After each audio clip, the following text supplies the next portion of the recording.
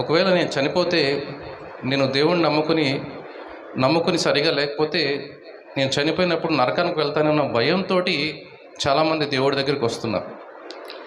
దేవుడు చెప్పినట్టు భయం కూడా ఉండాలి, కాదనట్లేదు. కానీ భయం కంటే ఎక్కువ దేవుడి మీద ప్రేమ ఉండాలి.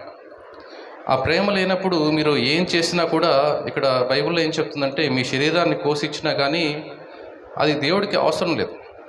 కాబట్టి ఇక్కడ ఈరోజు మనం చదువుకునే వాక్యం ఏంటంటే యోహాను సువార్త 16వ అధ్యాయం 33వ వచనం.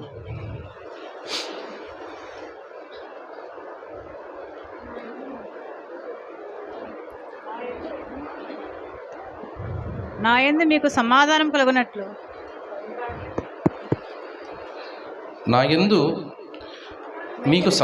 కలుగునట్లు ఈ మాటలు మీతో చెప్పుచున్నాను. లోకములో మీకు శ్రమ కలుగును, అయినను ధైర్యం తెచ్చుకొనడి, నేను లోకమును జయించి ఉన్నానని. ఇక్కడ మనం చూస్తే కనుక ప్రతిదానికి ముందు, మనకంటే ముందు ఒక అతను నిరూపించాడు. ఏమని నిరూపించాడంటే ఈ లోకాన్ని మనం జయించవచ్చని యేసుక్రీస్తు నిరూపించి చూపించాడు. చాలామంది అనుకున్నట్టు యేసుక్రీస్తు ఈ లోకానికి దేవుళ్ళ రాలేదు, దేవుని మహిమతో రాలేదు. ఒక మనిషిలాగా వచ్చాడు. మనిషిలాగా వచ్చి ఒక సర్వసాధారణమైన మనిషికి ఎటువంటి ఆలోచనలు ఉంటాయో, ఎటువంటి తలంపులు ఉంటాయో, ఎటువంటి శోధనలు ఉంటాయో అవన్నీ ఎదిరించి దేవుని చిత్తాన్ని నెరవేర్చాడు. అయితే యేసుక్రీస్తు సిలువైపడడానికి ముందు ఈ మాట చెప్తున్నాడు శిష్యులతోటి. ఏమంటే నా యందు మీకు సమాధానం కలుగునట్లు ఈ మాటలు మీతో చెప్పుచున్నాను. అంటే మీకు సమాధానం కలగడానికి ఈ మాటలు మీతో చెప్తున్నాను. లోకంలో మీకు శ్రమ కలుగును. అంటే ఈ లోకంలో మీకు శ్రమ ఖచ్చితంగా వస్తుంది. అయితే మీరేం చేయాలంటే, శ్రమ అనగానే చాలామంది భయపడతారు. శ్రమలు వస్తాయేమో, అవి మనం ఎదుర్కోగలమా లేదా అనేది చాలా భయం ఉంటుంది. అయితే వెంటనే యేసుక్రీస్తు ఏమంటున్నాడంటే ఆయనను ధైర్యం తెచ్చుకొనడి. మీరు అందరూ ధైర్యం తెచ్చుకోండి, ఎందుకంటే నేను లోకమును జయించి ఉన్నానని. అంటే శ్రమలు వస్తాయి, కానీ మీరు దాని గురించి అధైర్యపడక్కర్లేదు, ధైర్యంగా ఉండండి. మీరు ఖచ్చితంగా ఈ లోకాన్ని జయించగలుగుతారు. ఎందుకంటే నేను ఆ పని ఆల్రెడీ చేశాను. అంటే నేను ఆల్రెడీ ఆ లోకాన్ని జయించానని యేసుక్రీస్తు చెప్తున్నాడు. అంటే దీని అర్థం ఏంటంటే యేసుక్రీస్తు తను ఈ లోకాన్ని జయించిన తర్వాత ఇది సాధ్యమే అని శిష్యులకు చెప్తున్నాడు. మీరు కూడా జయించగలరు, ఈ లోకాన్ని మీరు ఖచ్చితంగా జయించగలరనే విషయం తను నిరూపించి చూపించిన తర్వాత ఈ మాటలు చెప్తున్నాడు. ఇక్కడ మనం తెలుసుకోవాల్సింది ఏంటంటే, మనం ఇప్పుడు చాలామంది క్రైస్తవులు ఎలా ఉన్నామంటే, చాలామంది చెప్తారు బోధల్లో. ఇంతకుముందు చాలామంది ఏం చెప్పేవారంటే ప్రభువు రాకడ ఎప్పుడు వస్తుందో మనకు తెలియదు, ఆ రాకడ వచ్చినప్పుడు మనం సరిగా లేకపోతే కనుక మనం ఇక్కడే విడవబడతాము, మనల్ని పరలోక రాజ్యం తీసుకెళ్ళడు దేవుడు అని ఒక భయంతో మనం అందరూ కూడా జీవిస్తుంటాం. కాబట్టి ఒకవేళ ఈరోజే దేవుడు వచ్చేస్తే నేను ఈ పాపంలో ఉండిపోతే నేను ఈ పాపంలోనే ఉండిపోతాను, దేవుడు నన్ను తీసుకెళ్ళను అని చెప్తారు. అయితే ఇది నిజంగా దేవుడి బోధ అంటే దేవుడి బోధ ఇది కాదు. చాలామంది ఉపన్యాసం చెప్పేవాళ్ళు లేదా పాస్టర్లు ఈ రకంగా జనాల్ని భయపెడుతున్నారు. ఎలా అంటే ఈరోజు దేవుడు వచ్చేస్తాడేమో, ఏ గడియలోనన్నా దేవుడు రావచ్చు, కాబట్టి మీరు పరిశుద్ధంగా ఉండండి.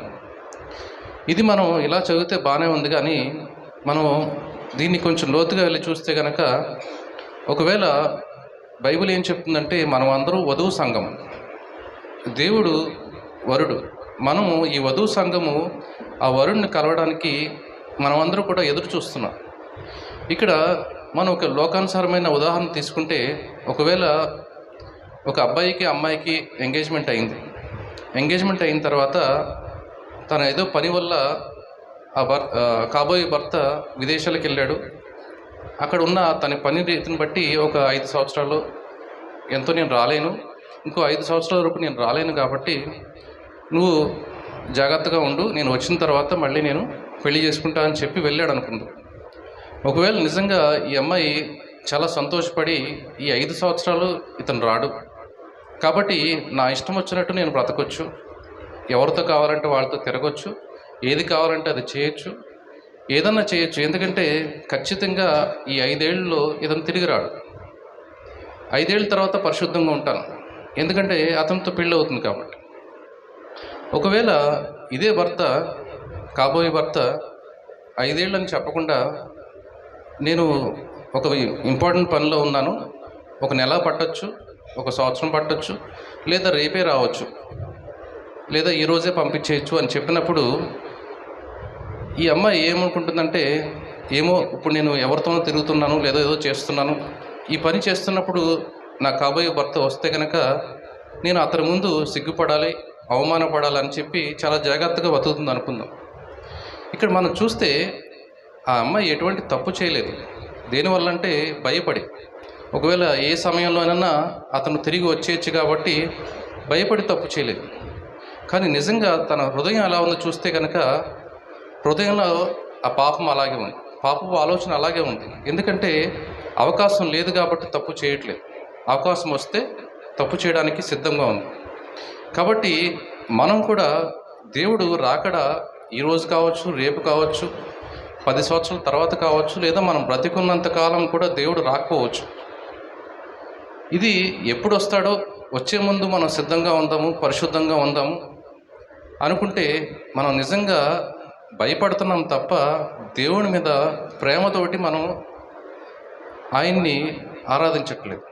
కాబట్టి మనం తెలుసుకోవాల్సింది ఏంటంటే, ఇక్కడ మారవలసింది దేవుడు చూసేది హృదయాన్ని. మనుషులు ఏం చూస్తారంటే, ఇప్పుడు పెళ్ళి చేసుకునేటప్పుడు లేకపోతే ఇంకో సమయంలో లేకపోతే ఎవరైనా వచ్చినప్పుడు మొదట మనిషి ఆలోచన ఏంటంటే మనిషిని చూస్తారు. మనిషిని చూసి చాలా హుందాగా ఉన్నాడు, లేకపోతే బాగున్నాడు, బాగాలేదు, ఇలాగా పై రూపాన్ని చూస్తారు. కానీ దేవుడు ఎప్పుడు కూడా పై రూపాన్ని చూడ్డు. ఎందుకంటే దేవుడి దృష్టిలో మనం ఒక గడ్డి పువ్వు లాంటి వాడు.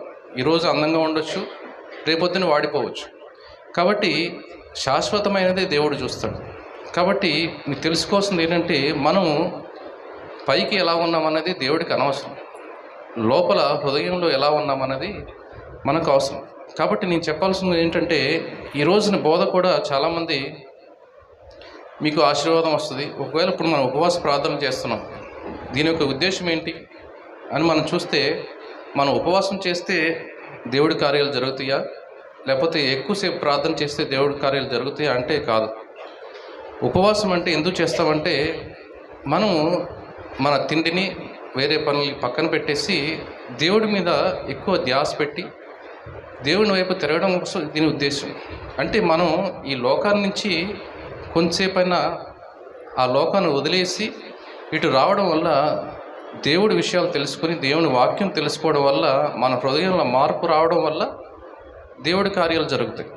ఒకవేళ మీరు కేవలం దేవుడి కార్యాలు జరగాలి, నా హృదయంలో మార్పు అవసరం లేదంటే అది ఎలా అంటే, మీకు పరలోక రాజ్యం రాకపోయినా పర్లేదు, కానీ ఈ లోకంలో నేను సంతోషంగా సమాధానంగా ఉండాలని కోరుకున్నట్టు. ఎందుకంటే ఈ లోకంలో మీకు శ్రమలు వస్తాయని దేవుడు చెప్తున్నాడు. ఆ శ్రమ ఎలా రావచ్చు? అనారోగ్య రూపంలో రావచ్చు, ఆర్థిక ఇబ్బందుల రూపంలో రావచ్చు, లేకపోతే కలహాల రూపంలో రావచ్చు, ఏదైనా రావచ్చు.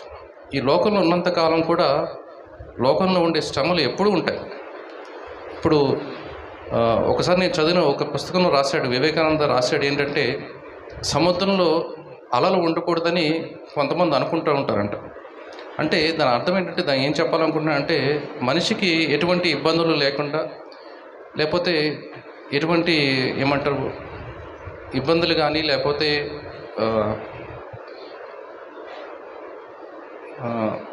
ఇబ్బందులు కానీ, ఎటువంటి దుఃఖము లేకుండా జీవితం వెళ్ళిపోవాలనుకుంటారు. అది ఎలాంటి ఆలోచన అంటే, అతను చెప్తాడు, నిజంగా వెర్రితనం. ఎందుకంటున్నాడంటే వెర్రితనం అని, సముద్రంలో అలలు లేకుండా ఎలా ఉంటాయి? సముద్రం అంటేనే అలలు ఉంటాయి. అలాగే ప్రతి ఒక్కటి జీవితంలో సుఖం ఉంటుంది, నష్టం ఉంటుంది, దుఃఖం ఉంటుంది, అన్నీ ఉంటాయి. కాబట్టి ఇక్కడ మరీ ముఖ్యంగా దేవుడు చెప్పేది ఏంటంటే, మీకు ఈ లోకంలో శ్రమలు ఖచ్చితంగా ఉంటాయి. మరి ఈ శ్రమను చూసి మీరు భయపడాలా అంటే భయపడక్కర్లేదు, మీరు దీన్ని అధిగమించవచ్చు.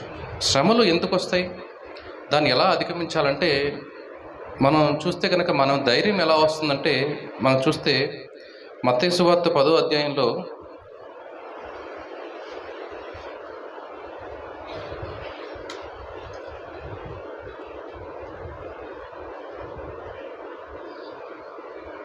మత్తయి సువార్త 10వ అధ్యాయం 28 నుంచి 31 వరకు.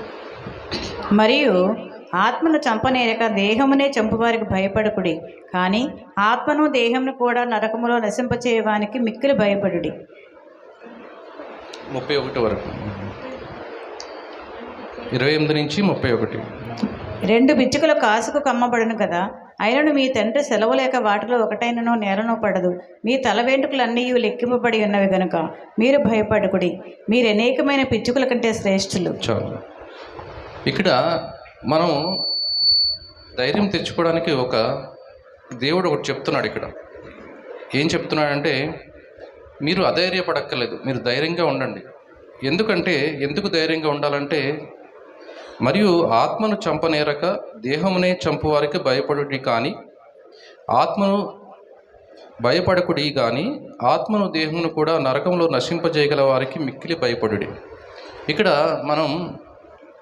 మనకొచ్చే శ్రమల్లో చాలా వరకు శరీరానికి సంబంధించినవి, అంటే అనారోగ్యం కానీ, లేకపోతే ఎవరి వల్ల ఎవరో మనల్ని చంపేస్తారనో, కొడతారనో, తిడతారనో, లేకపోతే మీ చుట్టూ ఉన్న వాళ్ళతో గొడవల వల్ల ఏ సమయంలో ఏం జరుగుతుందో. మహా అయితే మనకు శారీరకంగా వచ్చే శ్రమల్లో ముఖ్యమైనవి చూస్తే తీవ్రమైన అనారోగ్యం ఒకటి. రెండోది మన శత్రువులు అధికంగా ఉంటే మనల్ని ఏ సమయంలో ఎవరు వచ్చి చంపేస్తారన్న భయం. ఇక్కడ ఇంకా అనేకమైన శ్రమలు ఉన్నాయి, కానీ ఈ 2 పెద్దవి. అయితే ఈ శ్రమల గురించి మనం భయపడాలా అంటే, దేవుడు ఏం చెప్తున్నాడంటే, మీరు మహా అయితే ఈ లోకంలో ఉండేవాళ్ళు మీ దేహాన్ని చంపగలరు, కానీ మీ ఆత్మను ముట్టలేరు, కనీసం ముట్టుకోలేరు వాళ్ళు ఎవరు కూడా. కాబట్టి మీ దేహాన్ని చంపితే దానివల్ల వచ్చే నష్టం ఏమీ లేదు. మీ ఆత్మ సురక్షితంగా ఉంది, అది దేవుడికి దగ్గరికి వెళ్ళిపోతుంది. అయితే మీరు ఎవరికి భయపడాలంటే, మీ దేహాన్ని ఆత్మని కూడా నశింపజేయగల శక్తి దేవుడు ఒక్కడికే ఉంది, వేరే ఎవరికీ లేదు. కాబట్టి మీరు ఆయనకి భయపడండి. ఇంకోటి, మీరు అధైర్యపడకుండా మీకు ఒక విషయం ఏం చెప్తున్నానంటే, ఈ లోకంలో మనం చూస్తే 2 పిచ్చుకలు కాసుకు అమ్మబడును కదా, అయినను మీ తండ్రి సెలవు లేక వాటిలో ఒకటినైనను నేల పడదు. ఇక్కడ కాసు అంటే ఈ రోజుల్లో చూస్తే ₹1 అనుకోండి. ఒకవేళ 2 పిచ్చుకలు ₹1 అమ్మబడతాయి, వాటిలో ఒకటి కింద పడిపోతే, అంటే చనిపోయినా ఏదన్నా అయినా కానీ అది దేవుడు సెలవు లేకుండా, దేవుడికి తెలియకుండా అది జరగదంటున్నాడు. అలాగే ఇక్కడ మీ తల వెంట్రుకల్లో ఒకటైనను నేలకు పడదు. మీ తల వెంట్రుకలు అన్నీ లెక్కింపబడి ఉన్న కనుక మీరు భయపడకుడి, మీరు అనేకమైన పిచ్చుకల కంటే శ్రేష్ఠులు. ఇక్కడ ఏం చెప్తున్నాడంటే, 2 పిచ్చుకలు ఒక కాసుకు అమ్మబడతాయి, వాటిలో ఒకటి కింద పడినా నా సెలవు లేకుండా అది జరగదు. మీ తలలో వెంట్రుకలు ఎన్ని ఉన్నాయో మనం లెక్క పెట్టలేము. అలాంటి దాంట్లో 1-2 పడిపోతే మనం ఏం బాధపడం, అసలు పడిపోయినవని కూడా మనం గుర్తించం. కానీ దేవుడు గుర్తిస్తాడంట. అంటే దేవుడు ఈ ఉదాహరణ ఎందుకు చెప్తున్నాడంటే, మనం ఒకవేళ మన తలలోంచి ఒక 2 వెంట్రుకలు పడిపోయి పొద్దున్న లేస్తాము, చూస్తాము, అసలు దాన్ని పట్టించుకోం. అంటే ఇంత చిన్న విషయం ఒక మనిషి అస్సలు పట్టించుకోని విషయం కూడా దేవుడు ఖచ్చితంగా పట్టించుకుంటాడంట. ఒక పిచ్చుకు పడిపోతే అసలు ఎవరు పట్టించుకోరు, కనీసం దాని వైపు చూడరు, కానీ దేవుడు పట్టించుకుంటాడంట. మీరు ఈ పిచ్చుకల కంటే చాలా శ్రేష్టమైన వారు. ఎందుకు శ్రేష్టమైన వారు అంటున్నా అంటే, మనల్ని వెల ఇచ్చుకున్నాడు దేవుడు. దానికి పెట్టిన వెల ఏంటంటే దేవుని రక్తం. దానికి విలువ కట్టగల శక్తి ఎవరికీ లేదు.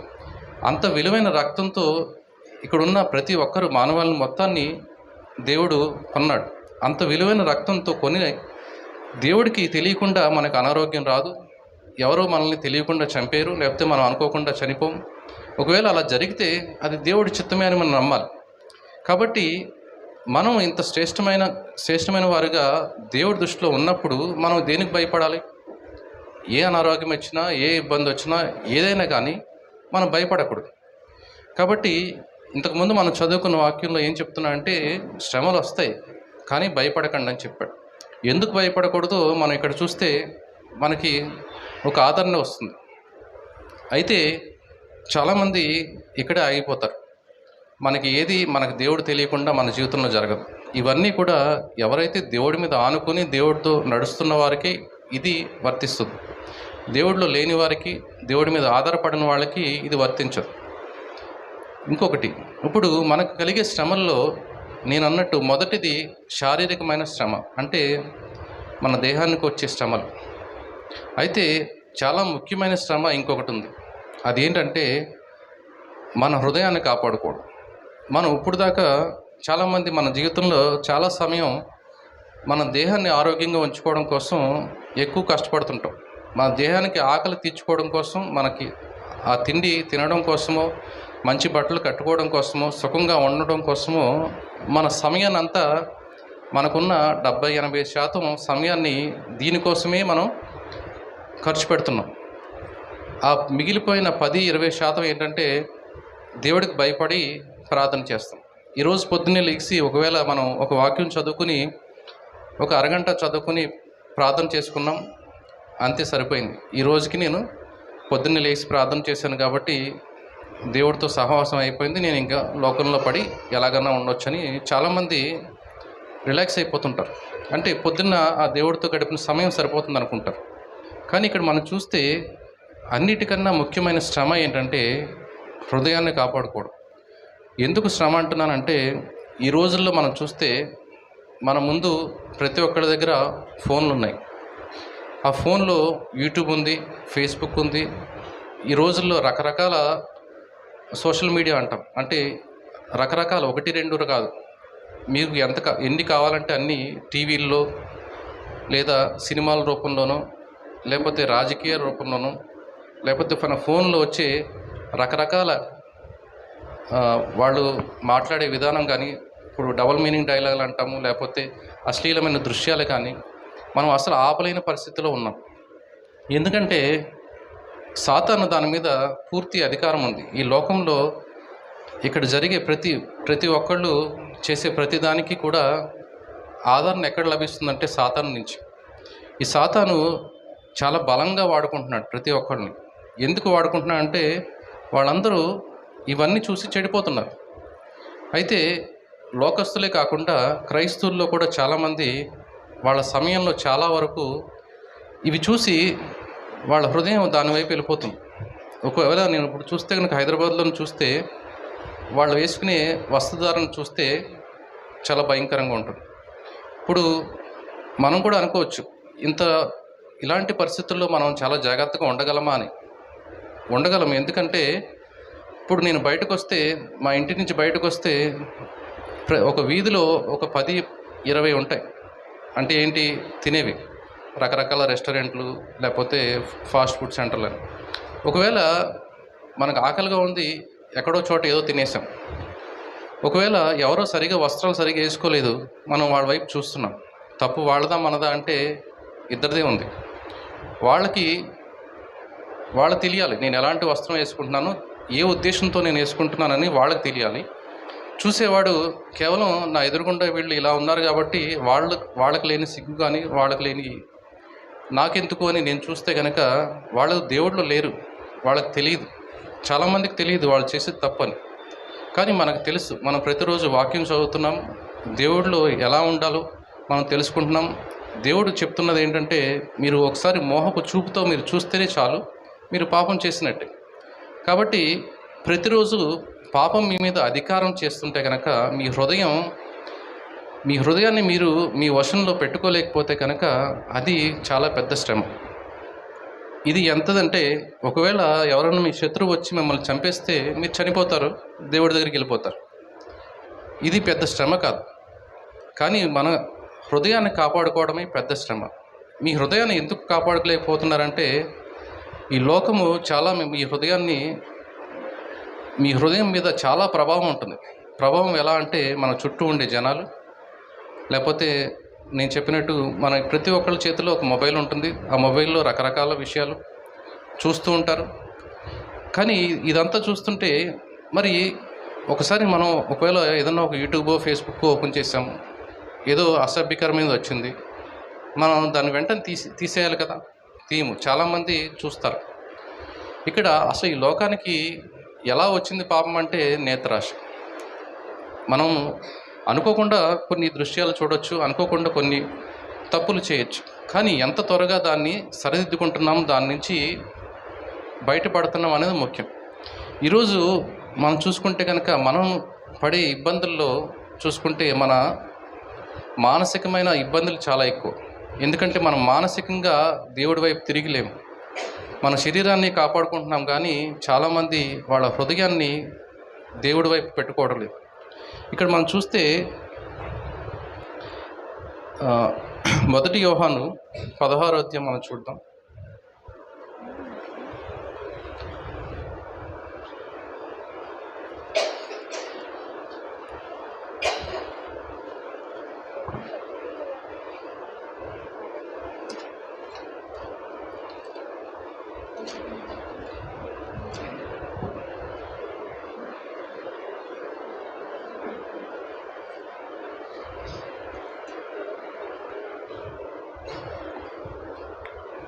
యోహాను రాసిన మొదటి పత్రిక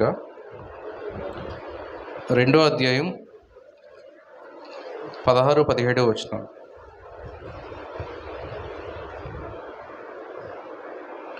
యోహాను రాసిన మొదటి పత్రిక 2వ అధ్యాయం 16-17 వచనం. లోకములో ఉన్నదంతయు అనగా శరీరాశయు నేత్రాశయు జీవపు డంబమును తండ్రి వలన పుట్టినవి కావు, అవి లోక సంబంధమైనవే. లోకమును దాని ఆశయు గతించిపోవచ్చున్నది కానీ దేవుని చిత్తమును జరిగించేవాడు నిరంతరము నిలుచును. ఇక్కడ మనం చూస్తే మనం ఎందుకు దీన్ని జయించలేకపోతున్నాం అని మనం చూస్తే కనుక ఎక్కడ మనం పడిపోతున్నాం అని చూస్తే లోకములో ఉన్నదంతయు అనగా శరీరాశయు నేత్రాశయు జీవపు డంబము తండ్రి వలన పుట్టినవి కావు. అయితే ఇక్కడ మనం చూస్తే శరీరాశ, శరీరానికి కలిగే ఆశలు అంటే మన శరీరానికి రకరకాల ఆశలు కలగవచ్చు. అదేంటంటే సుఖంగా జీవించడం కానీ, పడుకోవాలనిపించడం, నిద్రపోవాలనిపించడం, లేకపోతే కాముకత్వం కానీ, అయితే నేత్రాశ. మనం చూస్తాము, ఎవరన్నా చూసినప్పుడు చాలా బాగున్నారు అనుకోవచ్చు, ఏదైనా ఒక బిల్డింగ్ చూసినప్పుడు చాలా బాగుంది అనుకోవచ్చు, ఏదైనా వస్తువు చూసినప్పుడు చాలా బాగుంది, అది మనదైతే బాగుండదు అనిపించవచ్చు. ఇలాగా మన శరీర ఆశలు, నేత్రాశ, జీవపు డంబం.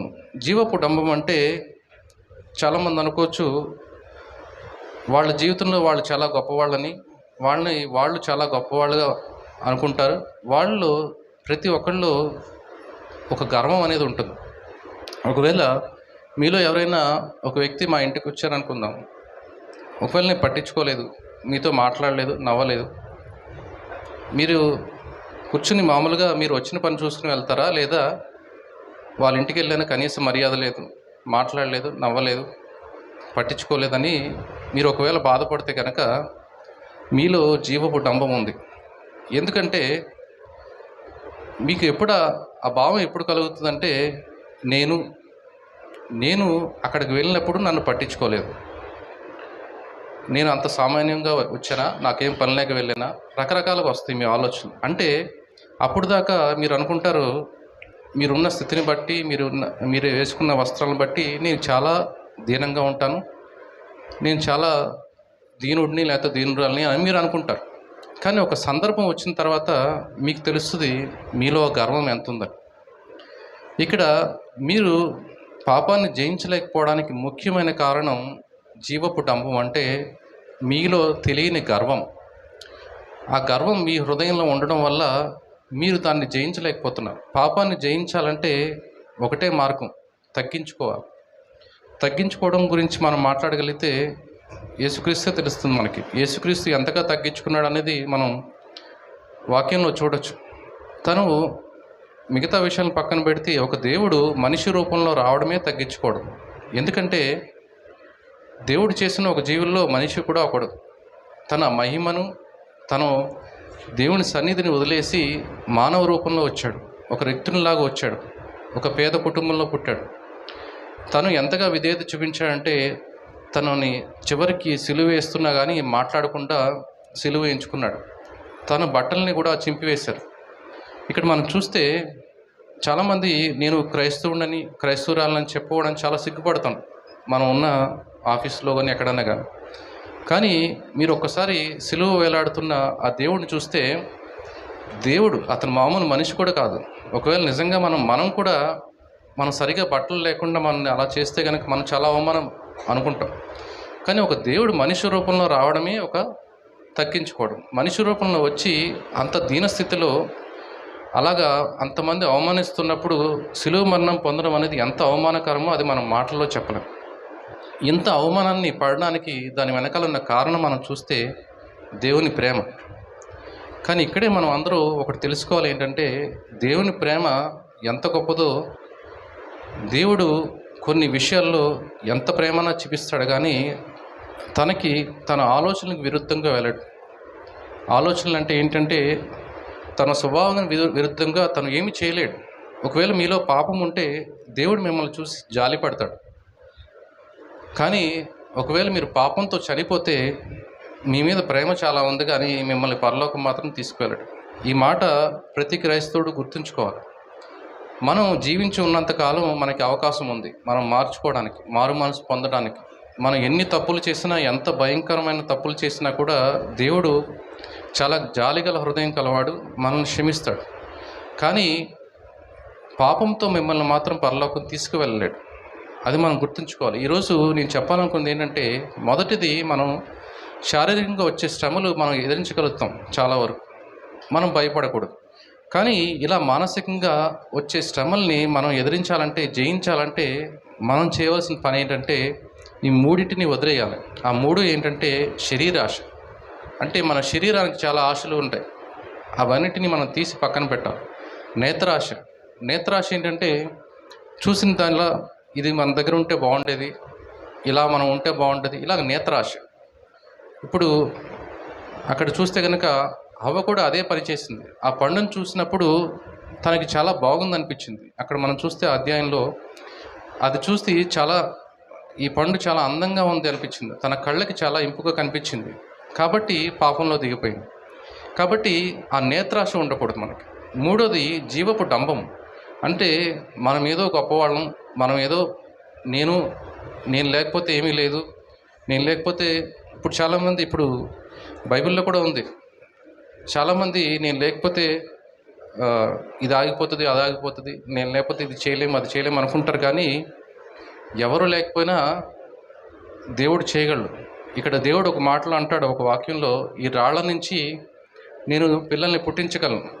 కాబట్టి మీరు గొప్ప వంశస్థులు, లేకపోతే గొప్ప రాజు కుటుంబంలో పుట్టినవారో, యోధ కుటుంబంలో పుట్టినవారో, ఎవరో ఏదో వంశాలు చూసుకుని, లేకపోతే ఏదో చూసుకుని, మీ ధనాన్ని చూసుకుని, దేన్ని చూసి మీరు అతిశయం పొందొద్దు. మనం అతిశయించవలసింది కేవలం దేనికంటే దేవుడు మన మీద కృప చూపించి మనల్ని రక్షించాడు. మనం నీతిగా ఉండడం వల్ల మనం చేసిన ఏది కూడా దేవుని దగ్గరికి మనల్ని తీసుకెళ్ళలేదు. కేవలం ఆయన మన మీద చూపించిన కృపను బట్టే మనం జీవించి ఉన్నాము, మనం నడుస్తున్నాం. మనం ఈరోజు నీతిగా ఉండాలన్నా కూడా దేవుని కృప కావాలి. చాలామంది తమకు తాము స్వకీయమైన నీతిమంతులుగా ఎంచుకోవాలని వాళ్ళు నీతిగా ఉంటారు. అయితే ఆ నీతి అంతా దేవుని ముందు అది ఒక బురదలాగా అనిపిస్తుంది. అంటే మన నీతి అంతా బయటికి కనపడేలాగా. ఇప్పుడు పరిచయులు అందరూ కూడా చాలా నీతిమంతులే, కానీ వాళ్ళ హృదయం మారలేదు. కాబట్టి నేను చెప్పేది ఏంటంటే, అన్నిటికన్నా భయంకరమైన శ్రమ ఏంటంటే ఈ మానసికమైన శ్రమ. ఏంటంటే మన హృదయాన్ని సరిచేసుకోవడం, హృదయాన్ని జాగ్రత్తగా కాపాడుకోవడం. ఇంకో వాక్యంలో చెప్పినట్టు, ఇప్పుడు లోకమంతా సంపాదించుకుని తన ఆత్మను కోల్పోతే ఉపయోగం ఏంటి? ఇప్పుడు మనం ఎంత సంపాదించుకుని ఏం చేసినా కానీ చివరికి మనం దేవుళ్ళు లేకుండా ఉంటే కనుక నిజంగా అది చాలా నష్టం. మనం ఇంత సమయాన్ని వెచ్చించి మనం ప్రతిరోజు వాక్యాలు ప్రార్థనలు చేసి ఇలా మందిరానికి వచ్చి ఈ సమయాన్ని అంతా వ్యర్థం చేసుకున్నట్టే. ఎందుకంటే మనం ముఖ్యమైనది పక్కన పెట్టేసి వ్యర్థమైన విషయాల మీద, ఆచారాల మీద మనం ధ్యానం ఉంచినట్టు. కాబట్టి ఇక్కడ మనం చూస్తే కనుక ఈ వాక్యం ఏం చెప్తుందంటే, మీరు ఈ జీవపు డంబాన్ని వదిలివేయాలి. ఒకవేళ మీరు ఈ జీవపు డంబాన్ని వదిలివేయలేకపోతే మీరు ఎప్పటికీ రక్షింపబడరు. ఒకవేళ ఇది మీరు నిజంగా మీలో మార్పు వచ్చిందా లేదా అని తెలుసుకోవాలంటే ఒక పరీక్ష ఉంది. అది ఏంటంటే, ఒకవేళ మీరు నడుస్తున్నారు, ఒక చిన్న ముళ్ళు గుచ్చుకుంది, ఏం చేస్తారు? వెంటనే ఆ ముళ్ళు తీసేసి పక్కన పడేస్తారు. అయితే ఈ ముళ్ళు ఎప్పుడు తీస్తారన్నది ఈ ప్రశ్న. అంటే ఒకవేళ ముళ్ళు ఇక్కడ గుచ్చుకుంది, ఒక 4 అడుగులు వేసి ముళ్ళు తీసుకుంటారా? లేకపోతే ఇంటికి వెళ్ళిన తర్వాత తాతయ్య కూర్చొని ముళ్ళు తీస్తారా? లేకపోతే అక్కడికక్కడే మీరు ఒకవేళ రోడ్డు మధ్యలో ఉన్నారు, అక్కడే తీసేస్తారా? ఏం చేస్తారు? ప్రతి ఒక్కళ్ళు ఇక్కడ ఉన్న వాళ్ళు అందరూ కూడా ఫస్ట్ ఆ ముళ్ళు తీసిన తర్వాతే ఏదైనా చేస్తారు. కాబట్టి కానీ పాపం మన దగ్గరికి వచ్చినప్పుడు మనం దాన్ని ఎంత సమయంలో, ఒకవేళ నేను చెప్పినట్టు ఒక యూట్యూబ్ మీరు ఓపెన్ చేశారు, ఏదో డబుల్ మీనింగ్ డైలాగులు అంటాం, లేకపోతే ఈ రోజుల్లో మనం చూస్తే కనుక ప్రతి మాట, ప్రతి పాట, ప్రతి చిత్రం మనకు కనపడేవన్నీ కూడా అసహ్యకరమైనవి. దాన్ని మీరు ఎంతసేపట్లో పక్కన పెడుతున్నారు. చాలామంది ఇప్పుడు సినిమా వాళ్ళ కోసం వస్తారు, లేకపోతే ఒక సినిమా గురించో లేకపోతే ఇంకో దాని గురించో చూస్తున్నప్పుడు 10 నిమిషాల వీడియో ఉందంటే 10 నిమిషాలు చూసి ఓకే ఇది చెడ్డదని తెలుసుకుంటారు. లేకపోతే ఒక గంట సినిమా చూసి మన సమయాన్ని గంట సేపు వ్యర్థం చేసుకున్నాం కొంతమంది అనుకుంటారు. కొంతమంది అయితే సర్లే పొద్దున్న లేచి నేను 2 గంటలు ప్రార్థన చేశాను, 1 గంట సినిమా చూశాను, ఏం పర్లేదు, ఎందుకంటే మనం ప్రార్థన ఎక్కువసేపు చేశాము, సినిమా తక్కువసేపు చూసాము.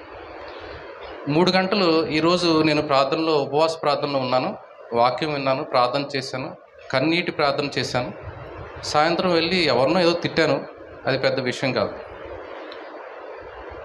ఇదే మనం చూస్తే ఇది ఏంటంటే మన హృదయంలో నాటుకుపోయింది. ఏంటంటే మనం బయటకు చేసేది మాత్రమే జాగ్రత్తగా చేస్తున్నాం, ఎందుకంటే అది జనాలకు కనపడుతుంది కాబట్టి. మన హృదయంతో చేసే తప్పులు మనం చాలా సింపుల్గా తీసుకుంటున్నాం. అంటే పాపాన్ని చాలా సింపుల్గా తీసుకుంటున్నాం. పాపం ఎంత ఘోరమైనదంటే మీకు ఎప్పుడు కూడా పాపం అనగానే వెంటనే గుర్తు రావాల్సింది ఇంకొక మాట ఏంటంటే యేసుక్రీస్తు సిలువ గుర్తు రావాలి. యేసుక్రీస్తు సిలువ ఎందుకు గుర్తు రావాలంటే ఇప్పుడు దేవుడు అంత శక్తిమంతుడు, నిజంగా మనమే దేవుడు అయితే మనం ఏం చేస్తామంటే ఈ లోకంలో ఉన్న పాపం అంతా ఈరోజు నేను తీసేస్తున్నా అని చెప్తాను. నేనేం కష్టపడను.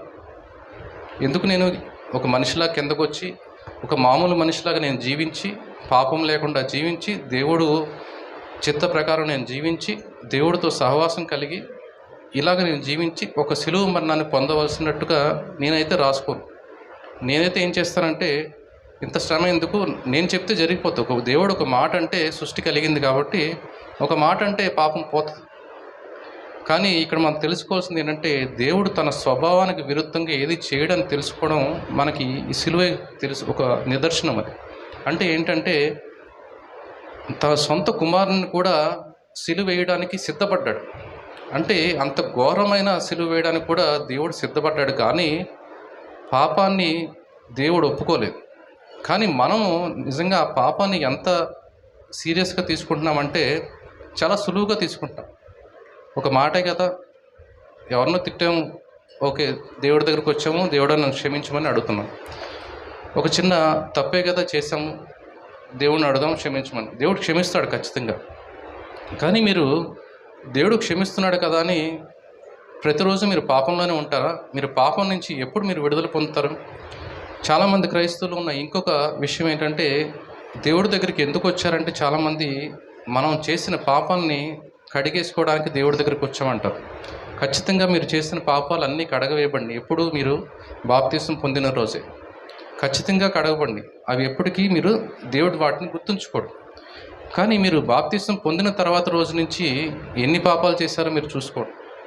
ఇక్కడ యేసుక్రీస్తు స్వస్థపరిచినా ఏమి చేసినా ఒక అద్భుత కార్యం చేసిన తర్వాత ప్రతిసారి ఒక మాట అంటాడు, ఇక ముందు నువ్వు ఆ పాపం చేయొద్దు, ఇక నుంచైనా నువ్వు సరిగా జీవించు అని చెప్తాడు. కాబట్టి మనం చేయవలసింది ఏంటంటే మనం ఒకసారి తప్పు తెలియక మనం చేసాము, తప్పని తెలియక మనం చేసాము, కొంతకాలం అలా జీవించాం, అది తెలియని కాలం, అది దేవుడు క్షమిస్తాడు. కొంతకాలం మీరు తప్పని తెలుసు కానీ శోధనలో మీరు పడిపోయారు, మీకు బలం లేక, ఆత్మీయమైన బలం లేక, మీలో ఆత్మశక్తి లేక, దేవుడితో సహవాసం సరిగా లేక మీరు పడిపోయారు. మీరేం చేయాలి? మళ్ళీ పైకి లెగిసి నేను నిజంగా దేవుడి కోసం బ్రతుకుతాను, దేవుడి కోసం నేను కొనసాగుతాను, దేవుడు నాకు శక్తిని ఇస్తాడని మీరు నమ్మి మళ్ళీ మీరు చాలా ఆసక్తితోటి, చాలా బలంగా మీరు నేను నిజంగా దేవుడి కోసం నిలబడతానని మీరు ప్రయత్నం చేస్తే కనుక దేవుడు సహాయం చేస్తాడు. ఇక్కడ చాలామంది ఎందుకు పడిపోతారంటే వాళ్ళకు వాళ్ళే ఇప్పుడు నేనున్నాను, నాకు నేనే నీతిమంతుడిగా నేను తయారవ్వాలని నేను అనుకుంటాను. ఏ మనిషి కూడా తన సొంత శక్తితోటి నీతిమంతుడిగా ఎప్పటికీ తయారవ్వలేడు. ఒకవేళ అలాగ నీతిమంతుడు అవ్వగలిగితే పాత నిబంధనతోటే బైబిల్ ముగిసిపోయేది. ఎవరు కూడా శరీర కార్యాలతోటి నీతిమంతులుగా ఎంచబడరు. మీరు ఎప్పుడైతే మానసికంగా అంటే మీ హృదయంలో మార్పు వచ్చి మారు మనసు పొంది దేవుని వైపు తిరుగుతారో అప్పుడే మీరు దేవుడిలోకి వచ్చినట్టు. అప్పుడు దాకా కూడా మీరు అందరూ అనుకున్నట్టు మేము దేవుడిలో ఉన్నారని మీరు అనుకుంటారు, కానీ దేవుడిలో లేనట్టు. నేను ఇందాక చెప్పినట్టు ఒక ముళ్ళు గుచ్చుకున్న వెంటనే మీరు చాలా త్వరగా దాన్ని తీసేస్తారు. ఎంత త్వరగా వీలైతే అంత త్వరగా తీసేస్తారు. కానీ ఒక పాపపు ఆలోచన మీ హృదయంలో వచ్చిన తర్వాత దాన్ని ఎంతసేపు తీస్తున్నారు? ఒకళ్ళ మీద మీకు ఇష్టం లేదు, వాళ్ళ మీద ద్వేషం ఉంది, వాళ్ళ మీద ద్వేషం ఎప్పుడు పోగొట్టుకుంటున్నారు? వాళ్ళ మీద మళ్ళీ ప్రేమగా ఎప్పుడు మాట్లాడుతున్నారు? ఒకళ్ళు తప్పు చేశారు, వాళ్ళని ఎంతసేపులో మీరు క్షమిస్తున్నారు? లేదా ఎన్ని సంవత్సరాల వరకు మీరు వాళ్ళు చేసిన తప్పును గుర్తుంచుకుంటున్నారు? మీరు క్షమించలేకపోవడం, ఇతరుల మీద జాలి చూపించలేకపోవడం, లేదా మీ నోటిని అదుపులో పెట్టుకోలేకపోవడం. బైబిల్ ఏం చెప్తుందంటే మీ నోటి నుంచి వచ్చిన ప్రతి మాటకి మీరు లెక్క చెప్పాలి, ప్రతి మాటకి. కాబట్టి మన నోటిని మనం ఎంత అదుపులో పెట్టుకోవాలి? మన శరీరాన్ని మొత్తం మనం అనుకుంటాం, ఇప్పుడు ఈ మందిరం ఉంది, ఈ మందిరంలో ఎవరు కూడా ఇక్కడికి వచ్చి ఏదో తాగుతాం కానీ లేదా సిగరెట్ కాల్చడం కానీ చెప్పులతో కానీ లోపలికి రారు. ఎందుకంటే ఇది మందిరం. మందిరంలోకి వచ్చి ఎందుకు మందిరం అంటే మందిరం చాలా పవిత్రమైన స్థలం అని వీళ్ళందరూ అనుకుంటారు. ఇక్కడ ఉన్న వాళ్ళు అందరూ కూడా అదే ఆలోచనతో ఉన్నారు. మందిరంలో మనం తప్పు చేయకూడదు, చెడు మాట మాట్లాడకూడదు అని మనం అందరికీ తెలుసు. కానీ దేవుడు ఏం చెప్తున్నాడంటే నిజమైన మందిరం ఏదంటే మనమే. ప్రతి ఒక్కళ్ళు మీలో ఉన్న ప్రతి ఒక్కళ్ళు కూడా మనమే మందిరం, నిజమైన మందిరాన్ని. కానీ మనం ఈ నిజమైన మందిరాన్ని ఎంత పవిత్రంగా మనం ఉంచుకుంటున్నాం, ఎంత పరిశుద్ధంగా మనం ఉంచుకుంటున్నామో మీరు ఆలోచించండి. మన హృదయాన్ని లేదా మన దేహాన్ని ఇష్టం వచ్చినట్టుగా, మన నాలుకని అసభ్యకరమైన మాటలు మాట్లాడడానికి, మన చూపు మన ప్రమేయం లేకుండానే చెడ్డవి చూడడానికి, మన చేతులతో కాళ్ళతో ప్రతిదీ మనం చేసే ప్రతి తప్పు ఏం చేస్తున్నామంటే మనకి దేవుడు ఇచ్చిన మందిరాన్ని మనం చెడగొట్టుకుంటున్నాం. దీన్ని పాపం ఏదంటే ఇక్కడ చూడండి నన్ను చూడండి అన్నట్టు మన ఒంటి నిండా, ఆలోచన నిండా, హృదయం నిండా పాపాన్ని నింపుకుని దేవుణ్ణి పరిశుద్ధుడు అని పిలుస్తున్నాం. దానివల్ల ఎటువంటి ఉపయోగం లేదు. ఎందుకంటే మనం పరిశుద్ధుడిగా ఉండకుండా దేవుని చూడటం అసాధ్యమని బైబిల్ చెప్తుంది. కాబట్టి మనం పరిశుద్ధులుగా మారాలంటే మన హృదయాన్ని మార్చుకోవాలి. హృదయాన్ని మార్చుకోవాలంటే నేను చెప్పినట్టు మన శరీరానికి జరిగే ఎటువంటి నష్టానికి కూడా మనం భయపడకూడదు. అలాగే మన హృదయాన్ని జాగ్రత్తగా కాపాడుకోవాలి. మన హృదయాన్ని ఎలా కాపాడుకోవాలంటే మనకు కలిగే శరీరాశలకు కానీ, నేత్రాశలకు కానీ, జీవపు డంబం కానీ మనము దానికి ప్రాధాన్యత ఇవ్వకుండా మనల్ని మనం తగ్గించుకోవాలి. ఇక్కడ మనం చూస్తే చాలా వాక్యాలు చూడొచ్చు, కానీ చెప్పాలనుకున్నది ఏంటంటే యేసుక్రీస్తు ప్రకటన గ్రంథంలో ఒక మాట చూస్తాం. ప్రకటన 3వ అధ్యాయం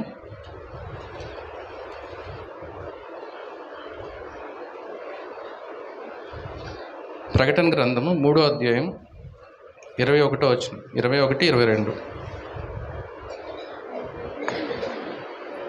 నేను జయించి నా తండ్రితో కూడా ఆయన సింహాసనం మీద కూర్చుండి ఉన్న ప్రకారము జయించు వారిని నాతో కూడా నా సింహాసనం మీద కూర్చుండి నిచ్చెదను. సంఘములతో ఆత్మ చెప్పుచున్న మాట చెవిగలవాడు వినుగాక. చాలు. ఇక్కడ నేను చెప్పినట్టు ఈ శరీరాశల్ని, నేత్రాశల్ని, జీవపు డంబాన్ని మనం యేసుక్రీస్తు జయించాడు. జయించిన తర్వాత ఇక్కడ మాట చెప్తున్నాడు, నేను జయించి నా తండ్రితో కూడా ఆయన సింహాసనం నందు కూర్చుండి ఉన్న ప్రకారము జయించు వాడిని నాతో కూడా నా సింహాసనం నందు కూర్చుండనిచ్చేదను. ఇక్కడ యేసుక్రీస్తు తండ్రి కురుపాశను కూర్చున్నాడు. అంటే ఇక్కడ మనం చూస్తే కనుక తను ప్రతిదీ కూడా జయించిన తర్వాతే ఆ సింహాసనాన్ని పొందుకున్నాడు. ఇక్కడ యేసుక్రీస్తు ఎలాగైతే ఈ లోకానికి వచ్చి ఒక మామూలు మనిషిలాగా ఉండి ఏ పాపం లేకుండా జీవించి తండ్రి చిత్తాన్ని నెరవేర్చడం ద్వారా తండ్రి దగ్గరికి వెళ్ళి కూర్చున్నాడు, అలాగే మనం కూడా జయిస్తే గనక ఈ లోకాన్ని, ఈ పాపాన్ని అన్నిటినీ మనం జయిస్తే గనక మనల్ని కూడా యేసుక్రీస్తు తన కుడిపార్శ్వంలో కూర్చుండబెట్టుకుంటాడు. ఇక్కడ యేసుక్రీస్తు కుడిపార్శ్వంలో కూర్చోవడం అంటే దాని అర్థం ఏంటంటే దేవుడికి అతి సన్నిహితంగా మనం కూర్చున్నామని అర్థం. పరలోక రాజ్యం వెళ్ళొచ్చు అందరూ, కానీ దేవుడు దగ్గరగా కూర్చోబెట్టడం అంటే అర్థం ఏంటంటే దేవుడికి చాలా ఇష్టం. ఎందుకు ఇష్టం అంటే ఈ లోకాన్ని అన్నిటినీ కూడా పక్కన పెట్టేసి నాకు దేవుడే ముఖ్యము, యేసుక్రీస్తే ముఖ్యమని మనం నమ్మి ప్రతి విషయంలోనూ మనం జయించినప్పుడు దేవుడు తన పక్కన కూర్చోబెట్టుకుంటున్నాడు. ఇక్కడ మరి మనం చూస్తే చాలామంది అనుకోవచ్చు దేవుడు చాలా సులువుగా, దేవుడు కాబట్టి సులువుగా జయించాడు అనుకోవచ్చు. దానికి మీరు కరెక్ట్గా తెలుసుకోవాలనుకుంటే ఫిలిప్పీయులు రాసిన పత్రిక 2వ అధ్యాయం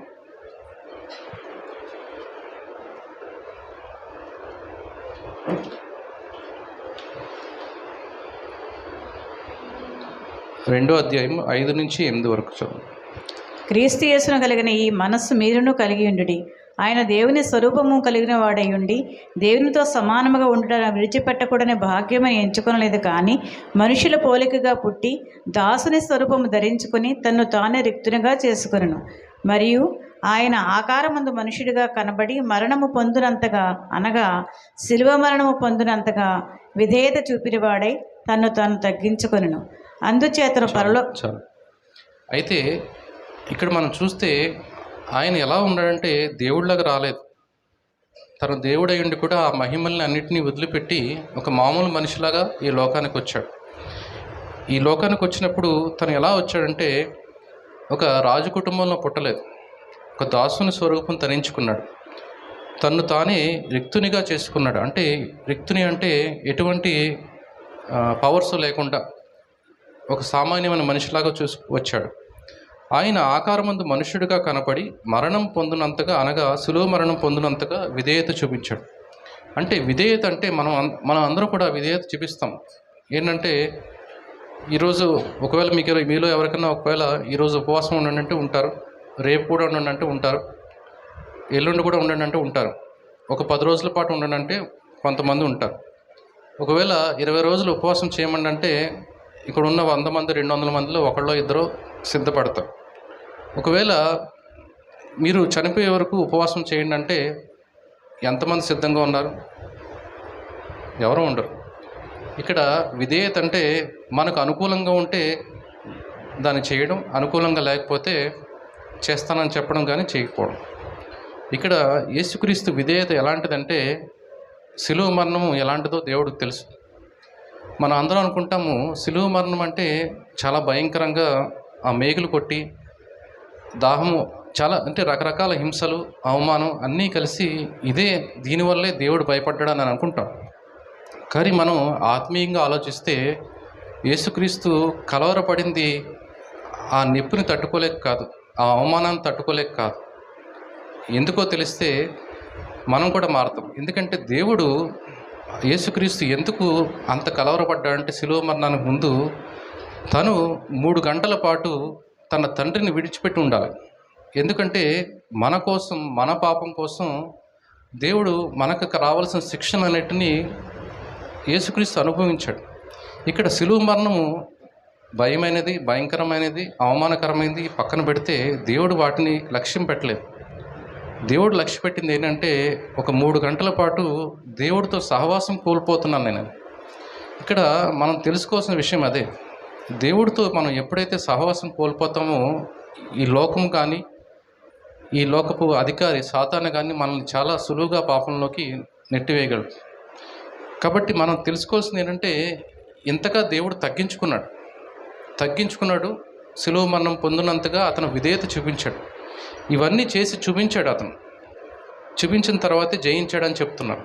మనం కూడా జయించాలంటే చాలా ముఖ్యమైనది ఒక విషయం ఏంటంటే మనల్ని మనం తగ్గించుకోవడమే. చాలామంది అనుకుంటారు నాకు అసలు గర్వం లేదనుకుంటారు. కానీ గర్వము మనం ఏదైనా పరిస్థితి వచ్చినప్పుడే అది బయటపడుతుంది. నాకు కోపం లేదనుకుంటారు, కోపం పరిస్థితి వచ్చినప్పుడు బయటపడుతుంది.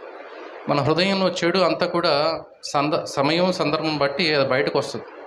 కాబట్టి నేను చెప్పాలనుకుంది ఒకటే మాట, మనమందరం కూడా జయించాలంటే శరీరానికి హాని చేసే వాళ్ళ గురించి మనం భయపడకూడదు.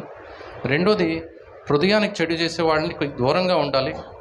అవి దూరంగా ఉన్నంత మాత్రాన మనం తప్పించుకోలేము. దేవుడు సహవాసం మనం కలిగి ఉండాలి. దేవుడు సహవాసం ఎప్పుడు మనం కలిగి ఉంటామో అప్పుడే మనం దీన్ని జయించగలం. ఇక్కడ మనం చూస్తే కనుక యేసుక్రీస్తు మీరు అనుకున్నట్టు జయించాడని చెప్తున్నాం. జయించాడంటే ఇక్కడ ఒక విషయంలో జయించాడు, ఒక విషయంలో దేవుడు పట్టించుకోలేదు. మనం చూస్తే కనుక పిలాతు దగ్గరికి వెళ్ళినప్పుడు యేసుక్రీస్తు ఒక మాట అంటాడు. పిలాతు అంటాడు, నేను ఈ లోకపు నాకు అధికారం ఉంది. ఏం అధికారం ఉందంటే నిన్ను సిలువ వేయించగలను, సిలువ నుంచి తప్పించగలను. నాకు అధికారం ఉంది కాబట్టి నువ్వు నాకు చెప్పు, నువ్వు నిజంగా రాజువా అంటాడు. రాజువా అంటే అవును నీవన్నట్టే అంటాడు. అంటే ఇక్కడ యేసుక్రీస్తు ఏమంటాడంటే ఒక మాట, నేను రాజునే కానీ నా రాజ్యం ఇది కాదు. నా రాజ్యం అయితే కనుక నన్ను రక్షించడానికి చాలామంది వచ్చేవాళ్ళు, కానీ నా రాజ్యం ఇది కాదు. ఈ లోకము రాజ్యం నాది కాదు, కానీ నా రాజ్యం వేరే ఉందని చెప్తాడు. ఇంకొక మాట ఏం చెప్తారంటే, నన్ను సిలువ వేయాలన్నా ఏమి చేయాలన్నా కూడా నా తండ్రి నీకు అధికారం ఇస్తేనే కానీ నా తండ్రి చిత్తం లేకుండా ఏది జరగదని చెప్తున్నాను. అదే మనం మొదట మత్తయి సువార్త చదువుకున్నాం. తండ్రి చిత్తము లేకుండా యేసుక్రీస్తుని సిలువ వేయగల శక్తి ఎవరికీ లేదు. తండ్రి అధికారం ఇచ్చాడు కాబట్టి అతన్ని సిలువ వేశారు. ఇక్కడ మనం చూస్తే మరి యేసుక్రీస్తు జయించాడంటే శరీర రూపంలో ఆ రాజుకి లోపడిపోయాడు. అంటే ఏంటి? శరీరాన్ని మీరు ఏం చేసుకున్నా నాకు పర్వాలేదు. అక్కడ మనం జయించాలంటే ప్రతిసారి కూడా మనం ఒకరితో ఒక గొడవ పెట్టుకున్నప్పుడు మనం చాలాసార్లు ఎందుకు గొడవ పెట్టుకుంటామంటే శారీరకంగా జయించడం కోసం. ఇక్కడ మనం చూస్తే కనుక యేసుక్రీస్తు జయించింది ఏంటంటే మనం ఇందాక చదువుకున్నట్టు నేత్రాశ, శరీరాశ, జీవపు డంబాన్ని జయించాడు. కానీ శరీరాన్ని సిలువ వేసుకుంటే మీరు వేసుకుంటే దానివల్ల నాకు నష్టం లేదన్నట్టు. కాబట్టి ఇక్కడ కూడా మనం అంతే. మనం శరీరం ఏదైనా కావచ్చు, ఎవరో మనల్ని చంపేస్తాను మీరు ఒకవేళ మీరు సువార్త చేస్తే చంపేస్తాం, లేకపోతే కొడతాము, తిడతాం, ఏదో అంటారు. అది మీరు ఎప్పుడు జయించగలరంటే ఒకవేళ మీరు వాళ్ళకి భయపడి సువార్త మానేయడమో లేకపోతే దేవుణ్ణి ప్రార్థించడం మానేస్తే కనుక మీరు శరీరానికి లోబడిపోయారు, మీరు జయించిన వాళ్ళు కాదు. ఒకవేళ మనం చూస్తే చాలా చరిత్రలు ఉన్నాయి. దానియేలు గారి నుంచి చాలా చరిత్రలు మనం చూస్తే కనుక వాళ్ళందరూ జయించేశారు. ఎందుకంటే ఏం జయించారంటే వాళ్ళ హృదయాన్ని జయించారు, ఈ లోకాన్ని జయించారు. వాళ్ళు లోకాన్ని జయించారు కాబట్టి నా శరీరం ఒకవేళ పోయినా కానీ, నేను చనిపోయినా కానీ దానివల్ల నష్టం లేదని వాళ్ళకి తెలుసుకున్నారు. అలాగే మనం పౌలుని చూస్తాం. ఫిలిప్పీ 4:4 అంటాడు, ఏమంటాడంటే ఎల్లప్పుడూ ఆనందించుడి, మరలా చెప్తున్నాను మీరు ఆనందించుడి అని చెప్తున్నాడు. ఆ మాట ఎప్పుడు చెప్తున్నాడంటే తను జైల్లో పడేసి ఉన్నప్పుడు, ఒక చీకటి గదిలో ఉన్నప్పుడు ఈ మాట చెప్తున్నాడు. మనం చెప్తాం, ఇప్పుడు కూర్చొని చెప్తాం అందరూ ఆనందించండి ఆనందించండి అని. కానీ ఏదన్నా ఒక సమస్య వచ్చి మన మీద ఉన్నప్పుడు ఎంతమంది మీరు ఆనందించడం చెప్తారు? ఆ పౌలు ఆ స్థితికి ఎందుకు మారాడంటే శరీరాన్ని తను నలగొట్టుకుని శరీరాన్ని పక్కన పెట్టేశాడు. వాళ్ళందరూ పౌలు కూడా అక్కడ మానసికంగా తను లోకాన్ని జయించేశాడు, తన హృదయంలో ఉన్న లోకాన్ని జయించాడు.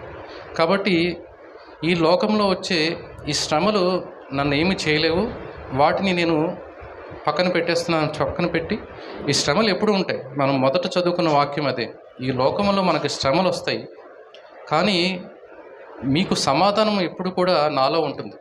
మీ సమాధానం ఎప్పుడు కూడా పోకూడదు. ఆ సమాధానం ఎప్పుడు పోకూడదంటే మనం ఎప్పుడు కూడా క్రీస్తులో ఉండాలి. క్రీస్తులో ఉన్నంతకాలం కూడా మనకు సమాధానం ఎవరు కూడా దాన్ని పాడు చేయలేరు. కాబట్టి పౌలు ఆ స్థితిలో ఉండి చెప్తున్నాడు. మనం ఇంకొక ఉదాహరణ చూసుకోవచ్చు. యోసేపు ఉన్నాడు. యోసేపుని చాలా అన్యాయంగా అమ్మేశారు. తర్వాత రాజు భార్య ఏదో తనతో పాటు సైనించమంటే తను ఒప్పుకోనందుకు జైల్లో వేశారు. కానీ మనం ఆ వాక్యం చదువుతున్నప్పుడు ఆదికాండంలో ప్రతి మాటకు ముందు యెహోవా తనకు తోడుగా ఉన్నాడని చెప్తాడు. అంటే దేవుడు తనకు ఎప్పుడు తోడుగా ఉన్నాడు. తను ఏ పరిస్థితిలో ఉన్నప్పటికీ కూడా తనకి ఎప్పుడు కూడా దేవుడికి తోడుగానే ఉన్నాడు. ఇక్కడ మనం చూస్తే యోసేపులో ఒక లక్షణం ఏంటంటే మనం తెలుసుకోవాల్సింది, తను ఉన్న పరిస్థితిని చూసి అతని మీద అతను జాలి పడలేదు. నా పరిస్థితి ఇలా ఎందుకు ఉందని అతను బాధపడలేదు. కానీ దేవుడిలో బలంగా ఎప్పుడు ఉన్నాడు. రెండో విషయం చూసుకుంటే అక్కడ ఆదికాండం 40 అధ్యాయంలో ఒక ఇద్దరు చాలా బాధపడుతూ కనపడతారు. మీరు ఎందుకు బాధపడుతున్నారని వాళ్ళు అడుగుతాడు. అప్పుడు వాళ్ళు దాని ద్వారా వాళ్ళకు వచ్చిన కళలు చెప్పడం ద్వారా మళ్ళీ యోసేపు అక్కడ ప్రధాన అధికారిగా అవ్వడం కోసం అది సహాయపడింది. మనం చూస్తే కనుక ఎంతసేపు మనకున్న శ్రమలు, మనకున్న బాధల్ని మనం అస్తమానం ఆలోచించుకు ఉండడం కంటే కూడా అక్కడ యోసేపు అంత బాధలో ఉండి, అంత ఇబ్బందుల్లో ఉండి కూడా ఎదుటి ఉన్న ఇద్దరు ఎందుకు బాధపడుతున్నారు, ఎందుకు అంత చింతాక్రాంతిలో ఉన్నారని వాళ్ళని అడుగుతాడు. ఆ మాట అడగడం వల్ల దేవుడు సహాయం ఎంత చేశారంటే తన మొత్తం జీవితం మారిపోయింది. కాబట్టి మనం కూడా ఎప్పుడు మనకు మనం సరి చేసుకోవడం, మన జీవితం మనం బతకడం కాకుండా ఎదుటి వ్యక్తులను కూడా, ఎదుటి వాళ్ళు ఎవరైతే చాలా కింద స్థాయిలో ఉన్నారో, ఎవరైతే బాధల్లో ఉన్నారో వాళ్ళని కూడా మనం ప్రోత్సహించి దేవుళ్ళలోకి నడిపించాలి.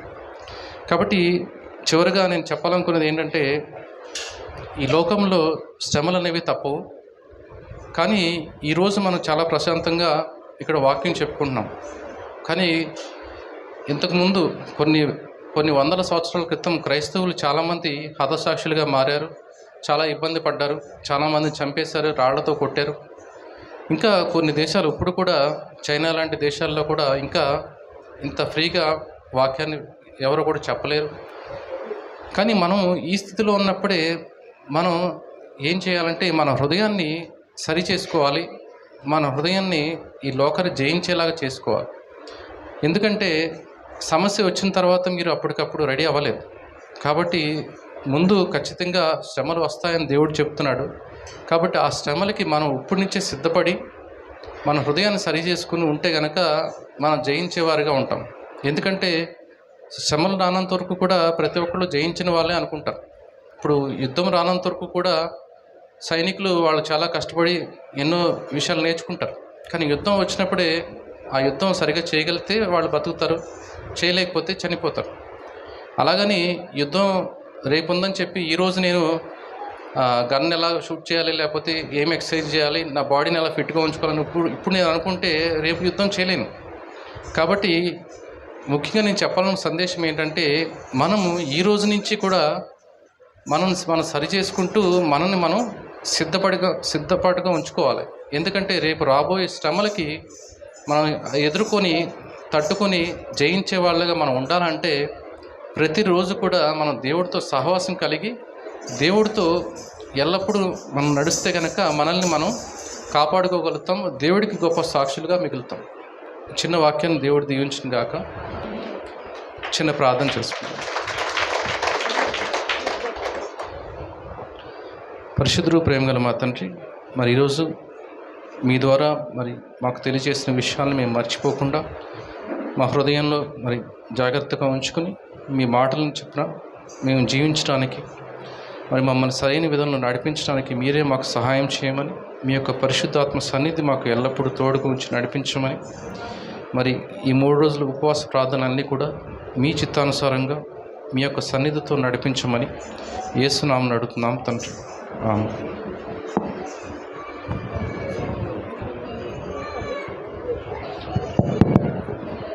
ఒక పాటను పాడుకొని అందరూ మజ్జిగ తీసుకోండి. మజ్జిగ అయిన తర్వాత పిల్లలు ఒక 2 పాటలు పాడతారు. తర్వాత వాక్య సందేశం ఉంటుంది. ఇదే నా కోరిక నవజీవన రాగమాలిక, నవజీవన రాగమాలిక, ఇదే నా కోరిక నవజీవన రాగమాలిక, నవజీవన రాగమాలిక, ఇదే నా కోరిక నవజీవన రాగమాలిక.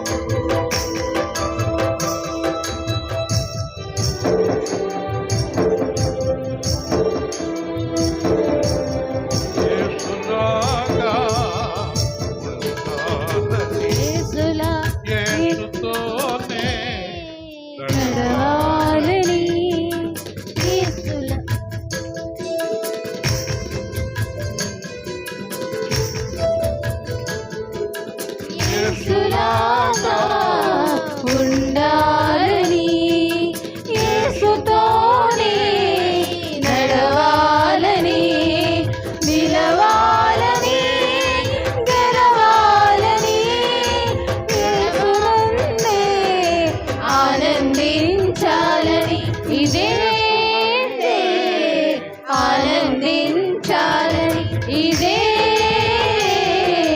నా కోరిక నవజీవన రాగమాలిక ఆ నవజీవన రాగమాలిక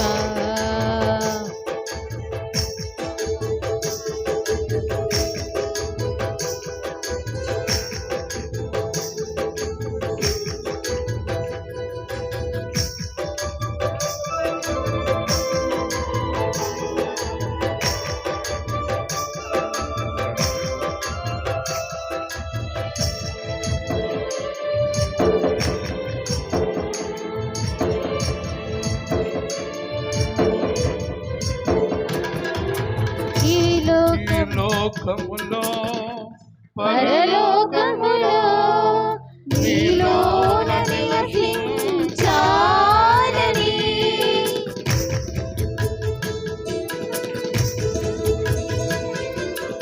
ఈ లోకములో పరలోకములో నీలోన నివసించాలని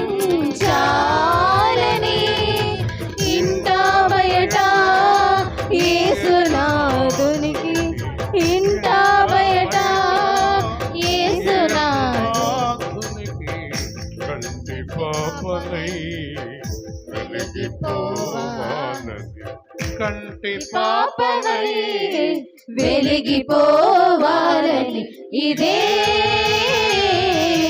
నా కోరిక నవజీవన రాగమాలిక ఆ నవజీవన రాగమాలిక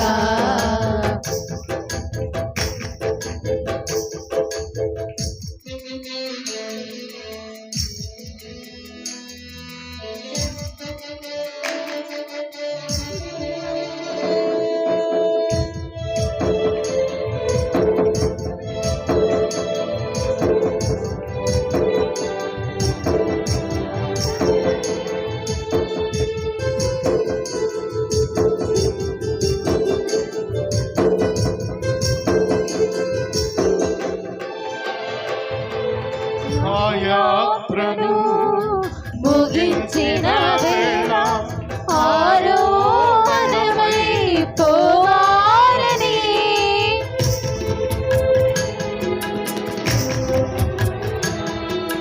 నా యాత్రను ముగించిన వేళ ఆరోహణమై పోవాలని క్రీస్తు యేసుతో సింహాసనము పైకి కూర్చోవాలని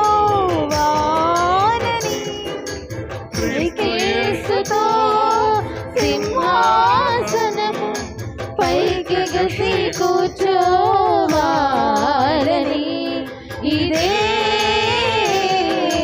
నా కోరిక నవజీవన రాగమాలిక ఆ నవజీవన రాగమాలిక స్తోత్రం. హల్లెలూయా మజ్జిగ ఇస్తారు ఒక 10 నిమిషాలు అలా రిలాక్స్ అవ్వండి. 1 గంటకి పాటలు మొదలు పెడతారు. ఒక 3 పాటలు ప్రాక్టీస్ చేసిన పాటలు మాత్రమే పాడండి. ఆ 3 పాటలు అయిన తర్వాత వాక్యానికి వెళ్తాం. మంచిది.